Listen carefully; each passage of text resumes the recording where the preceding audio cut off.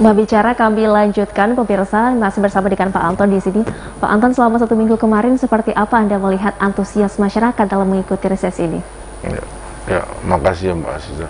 Jadi memang karena reses kami agak tertunda di tahun kemarin, ya, rata-rata mereka yang hadir itu sangat antusias. Iya. Ya, dengan cara mereka itu mengajukan pertanyaan-pertanyaan. Nah, terus bagaimana mereka menerima kehadiran kami, ya sangat terbuka, dan memang banyak hal-hal yang terjadi khususnya dalam kondisi pandemi sekarang ini. Jadi betul-betul kami memanfaatkan untuk melakukan diskusi dengan masyarakat. Iya. Kemudian yang menjadi keluhan atau aspirasi yang disampaikan masyarakat khususnya di 3 kecamatan lokasi Bapak melakukan reses itu seperti apa? Ya, jadi rata-rata masih seperti yang reses yang lalu. Iya. Cuma yang bertambah ini masalah COVID. Ya, COVID. Jadi mengenai pelayanan itu, ya seperti tadi yang saya sudah sebutkan di awal pembicaraan tadi, pelayanan itu mengeluhkan masalah pelayanan KTP, Iya. kartu kelahiran, tapi secara umum pelayanan dari Dinas Catatan Sipil karena kami kebetulan mitra kerja, mereka sudah melakukan tugas-tugasnya dengan baik. Dalam arti kata, mereka juga sudah membuat layanan melalui online, ya.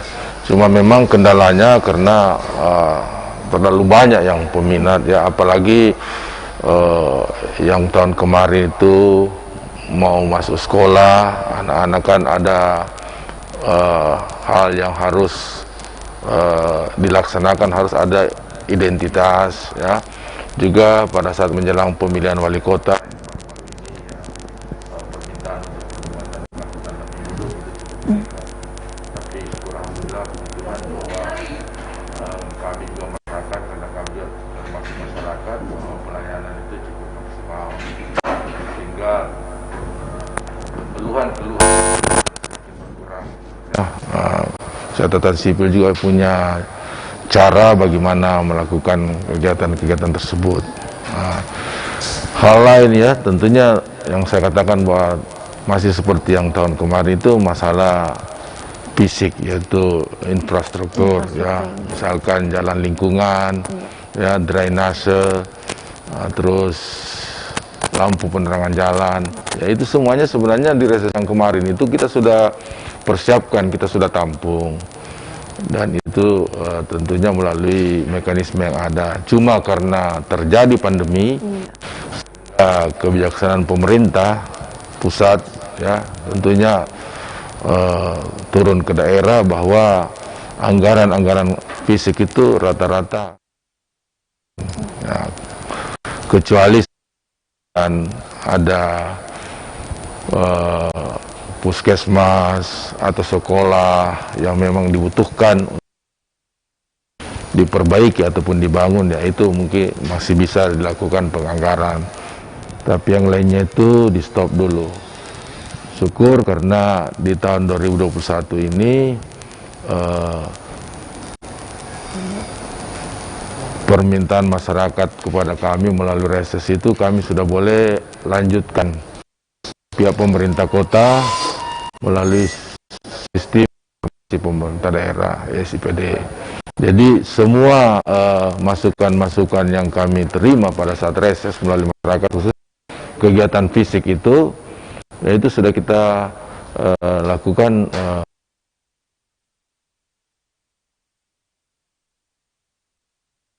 setelah masuk di SIPD itu sudah terkonek ke Kementerian Dalam Negeri. Jadi itu kemungkinan besar sudah bisa dikerjakan.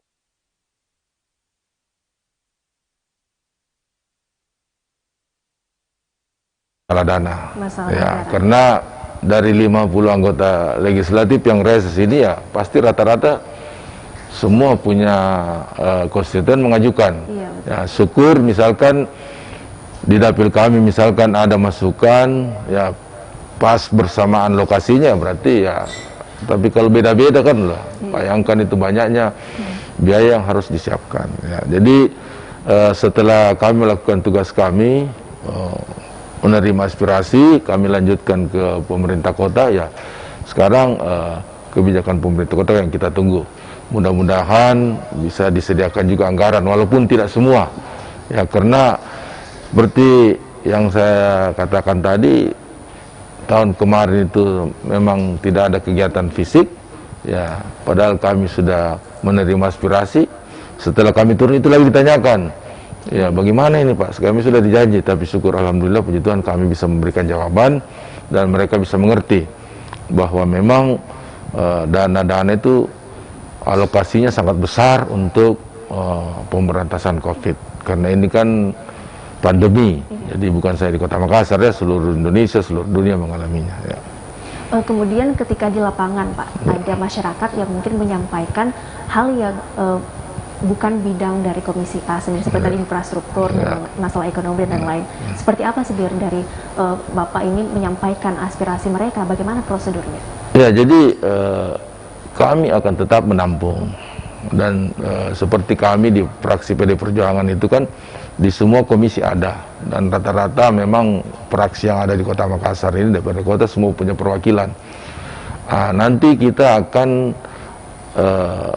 atur, ya, kita akan sampaikan ke teman-teman untuk membantu, misalkan ada kebutuhan-kebutuhan masyarakat yang bukan di komisi kami, tapi secara umum itu laporan semua masuk ke Dewan.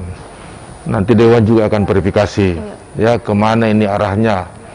Dan misalkan masalah kesehatan tentu akan disampaikan ke Komisi D, ya, misalkan mengenai masalah keuangan, ya pasti di Komisi B, misalkan pembangunan di Komisi C. Dan kalau kami di Komisi A itu pemerintahan dan hukum. Iya, pemerintahan dan hukum. Jadi tetap kami harus terima. Ya, karena kalau dengan alasan bukan komisi, ya itu kan, dan kami kan seringkali juga kan ada pertemuan-pertemuan dengan lintas komisi, ada fraksi kami ya sering bertemu, jadi saya rasa tidak ada masalah, walaupun bukan leading sektor kami. Biasa juga nih Pak, ada aspirasi warga yang belum ditindaklanjuti, itu biasanya kendalanya seperti apa biar masyarakat tahu ketika ada aspirasi yang belum ditindaklanjuti? Ya, jadi selama kami bertugas kurang lebih 2 tahun ini, karena kami baru di DPR itu, ya kendalanya biasa itu memang komunikasi, ya, apalagi dalam masa pandemi ini, ya, komunikasi. Yang kami rasakan di komisi kami itu, ya alhamdulillah puji Tuhan cukup bagus, karena kan, dan itu semua komisi masing-masing punya kegiatan yang namanya monitoring dan evaluasi. Pada saat itu kami sampaikan kepada OPD yang ada di mitra kerja kami bahwa ada hal-hal semacam ini. Ya, kami juga minta apa alasannya, sampai mereka misalkan terlambat action, sampai ada keluhan-keluhan masyarakat, ya, kita memberikan juga masukan-masukan. Ya, misalkan mereka mengatakan bahwa kesiapan mereka itu terkendala karena misalkan tidak punya, misalkan atau belum ada, misalkan apa yang menjadi kebutuhan masyarakat itu mereka belum miliki, ya kita bagaimana usahakan supaya kita bisa menganggarkan. Satu contoh di Komisi A, dengan begitu besarnya warga yang harus memiliki kartu tanda penduduk, ya setiap tahun, ya kita usulkan ada alat yang namanya ATM KTP. Itu sudah sering viral itu dari Pak Dirjen, ya. Cuma ya kembali lagi tadi, apa yang kami usulkan pada saat kemarin itu pemerintah belum siap. Mudah-mudahan nanti di APBD perubahan ini kita akan usulkan sehingga kendala-kendala yang dihadapi masyarakat, khususnya menyangkut masalah pelayanan, itu bisa teratasi. Karena melalui alat yang canggih itu, ya makanya mahal juga, ya. Jadi alat yang canggih tersebut, itu di situ masyarakat sudah tidak usah pergi ke catatan sipil, ke kecamatan berbondong-bondong, bisa langsung di situ. bisa langsung keluar, baik itu KTP, akte kelahiran, kartu keluarga. Jadi tidak perlu lagi ya harus bergerombol, apalagi sekarang masalah pandemi.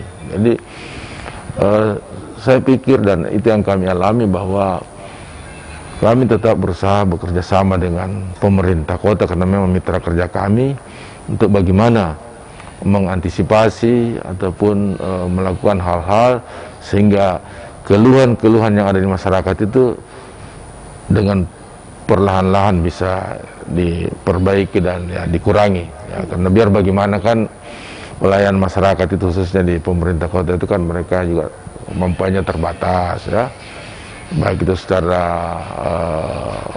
jumlah mungkin maupun anggaran maupun juga tidak terlepas daripada SDM, karena kita ketahui kan di Makassar ini cukup banyak karyawan kontrak. Iya, ya, jadi selain berkaitan dengan pelayanan publik, keluhan apa saja yang paling mendominasi di 3 kecamatan dapil Bapak?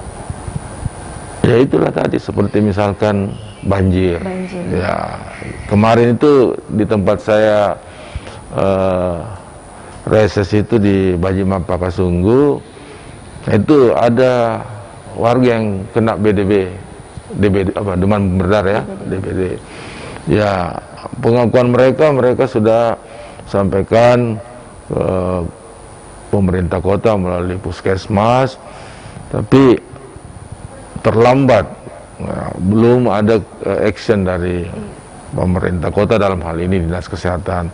Makanya melalui kesempatan ini juga kami mau sampaikan kepada teman-teman OPD yang ada di Kota Makassar, ya kalau memang ada laporan-laporan masyarakat, ya memang harus segera ditindaklanjuti, karena ini kan menyangkut penyakit ya. Iya, betul. Ya bagaimana kalau sampai di tempat itu terlambat, misalkan di Pojing, terus menular. Ya kami bisa jadi wabah juga. Ya, jadi kami mohon ya mudah-mudahan Kadinkesnya dengar, lebih bagus lagi kalau Pak Wali dengar, kalau bisa segera ditindaklanjuti ya. Kalaupun ada masalah-masalah ya tolong karyawan ataupun pegawainya sampaikan bahwasanya ini ada kendala, jangan didiamkan ya. Akhirnya kebetulan kami reses disampaikan ya, kami juga langsung berkomunikasi walaupun bukan mitra kami ya. Dan pemirsa, perbincangan kami akan kami lanjutkan usai jeda berikut ini, tetaplah bersama kami.